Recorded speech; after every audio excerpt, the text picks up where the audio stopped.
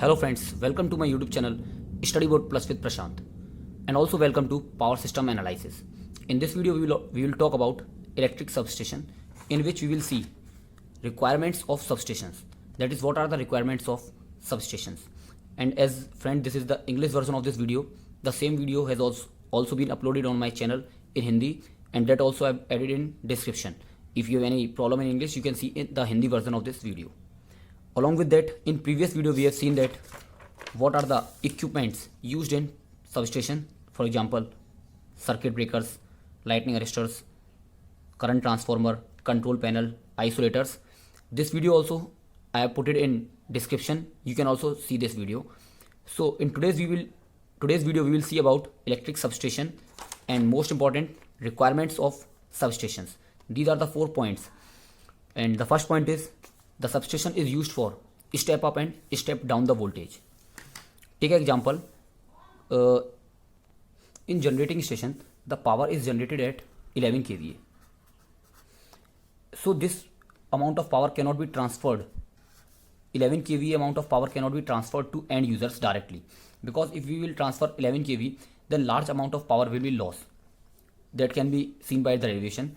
Take an example, if from power station we are sending directly power of 11 kVA, then the transmission line will have some amount of resistance R. Therefore power loss will be I square R, and we know P equals to VI. From this we can say that I equals to P upon V. Substitute the value of I in this relationship. Therefore power lost will be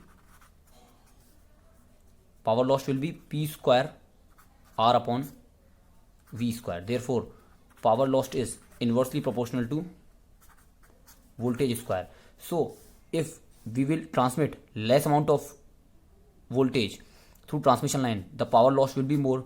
But if we increase the voltage, and in this condition the power loss will be reduced. So we are using substations for stepping up the voltage. As 11 kVA will be step up to 133 kVA, so the power loss will be less. And now to give this high voltage to end users, we have to use again substation. In this condition we will now convert 133 kV into 66 kV, and then 66 to 33 kV, and so on. So the main reason is for stepping up and stepping down the voltage. Second point is substation used for metering. As we know that private companies, example Tata, in India I am saying Tata, Reliance, they are generating power and they are giving this power to power grids or national grids. Means private companies are generating power and giving to government, because transmission lines are of government.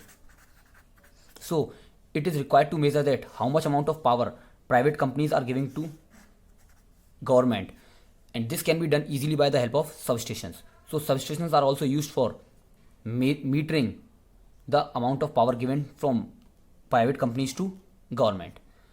Other point is load balancing. It is also very important point. Take example that if power station is generating 1000 watt of power, and this is divided into two parts, cities and village. So take the example that city we are giving is requirement of 750 watt, and in village there is requirement of 200 watt. Total power is 950. So easily the work is going on. Now in some conditions the requirement of power at cities is increased in demand time. Let us take example 850, and village is 200 watts.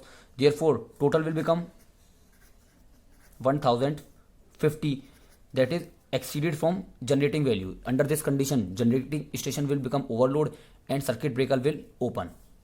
Circuit breaker open हो जाएगा, due to which we cannot transmit either power to city as well as to village. So we are making the use of substations.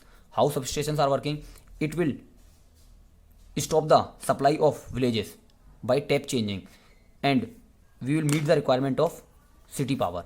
After some time, when the requirement of city power is reduced, that is again 700 watt or 750 watt, under this condition again by tap changing we continue to give supply to villages. In this way substation is used for load balancing. Last and not the least, the most important point is for safety and power quality. Safety point is, take the example generating station is there, and directly we are transmitting power by not using substation. Under this condition, what will happen? If any fault occur on any transmission line, then we cannot recognize it where the fault has occurred, and we cannot solve it. So we are making small substations on different places, by which if there is fault occurs on this line, then we can close the circuit breaker of this substation, and we can work to repair the fault of transmission line. Other is power quality. We know that the length of transmission lines can be up to 200 kilometers and also more. Under these conditions, if we are transmitting power, then the power factor of transmission line reduces, and we know in electrical P equals to root 3 VI cos phi. If power factor is reduced cos phi, in this condition current will increase. So we are required the substations. In substations, the control room, capacitor banks are there, CAPA, CIT or capacitor banks. These capacitor banks are used to improve the power factor of the transmission line, so to improve the power quality. So these are the important reasons which are required for because of these reasons only we comes to know that what is the requirement of substations.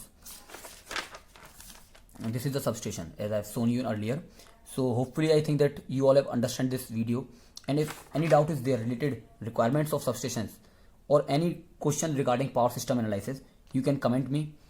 And if you like the video, please, if you like this video, then please share this video to your friends, and please don't forget to subscribe my channel if you want power system analysis and electric circuit diagrams as well as PLC in English. Thank you.